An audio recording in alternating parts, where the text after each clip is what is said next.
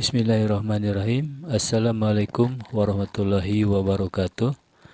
Saya ucapkan mohon maaf kepada Ustadz yang telah dicuplik videonya untuk sebagai contoh kasus, karena pada umumnya umat Islam itu seperti pendirian Ustadz. Pemirsa, jangan taklid kepada saya karena saya bukan apa-apa, saya bukan Ustadz, saya bukan kiai, saya bukan ulama. Oleh karena itu, apa yang saya sampaikan, pemirsa harap pikir lagi dan baru dilaksanakan atau diyakini apabila apa yang saya sampaikan itu benar. Sekarang saya akan coba bahas mengenai hubungannya antara bermazhab dengan kemunculannya mujadid setiap 100 tahun sekali. Sementara mari kita perhatikan ceramah-ceramahnya Ustadz Abdul Somad. Hadis tentang 100 tahun ada mujadid, hadis sahih. Makanya Imam Syafi'i dianggap mujadid karena meninggal tahun 204. Yang di awal-awal tahun itu dianggap sebagai mujadid. Mujadid bukan berarti membawa agama baru, tapi merefresh, ada ijtihad-ijtihadnya yang baru. Imam Syafi'i lah mengeluh ijtihad ilmu usul fikih dalam kitab Ar-Risalah. Imam Syafi'i lah yang pertama kali menyusun ulumul hadis dalam kitab Ar-Risalah. Imam Syafi'i yang pertama kali menyusun bagaimana cara istinbat hukum dalam kitab Ar-Risalah yang ditulis oleh muridnya Rabi' Al-Muradi. Imam Syafi'i lah yang pertama kali menyelesaikan masalah ikhtilaf hadis dalam kitab Mukhtaliful Hadis. Imam Syafi'i. Fikihnya Syafi'i. Yang paling tua Hanafi, meninggal tahun 150.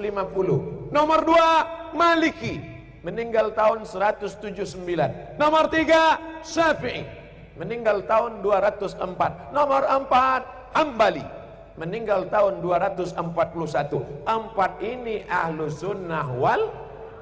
Kenapa yang dipilih mazhab Syafi'i? Memangnya Maliki itu sesat?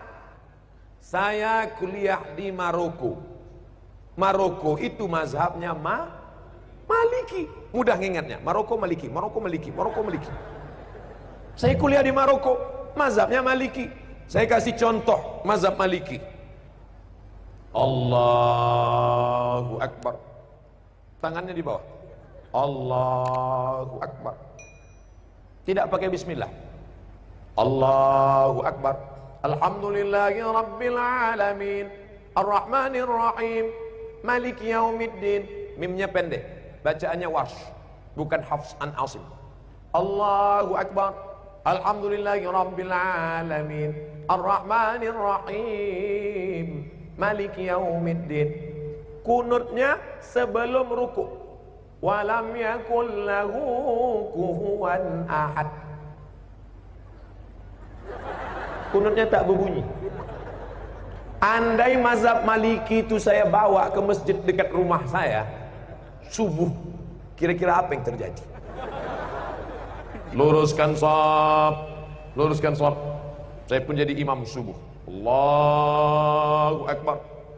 Alhamdulillahi Rabbil Alamin Ar-Rahmanir Rahim Maliki Yaumiddin. Iyyaka na'budu. Jamaah udah mulai.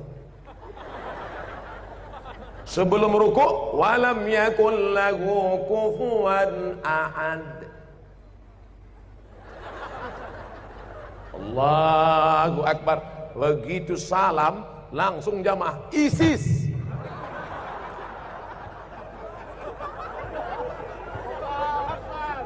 Bukan berarti Maliki itu salah, bukan berarti Hanafi itu salah, bukan berarti Hambali itu salah, tapi takut menimbulkan fitnah. Paham? Itulah mengapa ulama-ulama kita mengajarkan fikih Syafi'i. Sekarang lebih parah lagi, bukan dia tidak mau ikut Hanafi Maliki, malah mengatakan Hanafi manusia, aku manusia. Syafi'i manusia, aku manusia. Maliki manusia, aku manusia. Mereka makan, aku makan. Mereka tidur, aku tidur. Mereka bisa jadi imam, aku pun imam juga.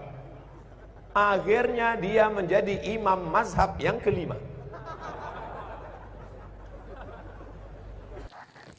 Astagfirullahalazim.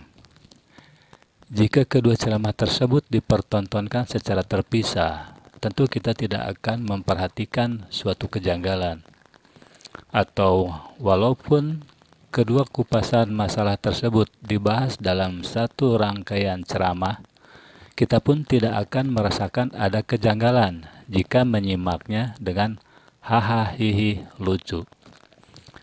Kejanggalannya adalah diyakini hadis sahih bahwa setiap 100 tahun Allah mengutus mujadid untuk menyempurnakan pemahaman dan pengamalan Islam, tapi tetap mempertahankan paham dan praktek amalan ulama terdahulu secara mutlak atau fanatik. Fatwa para mujadid tidak dianggap. Astagfirullah. Jadi hadis tersebut yang menyatakan bahwa Allah akan mengutus mujadid setiap 100 tahun itu mengisyaratkan larangan taklid atau bermazhab secara mutlak atau fanatik. Sekian, semoga bermanfaat. Assalamualaikum warahmatullahi wabarakatuh.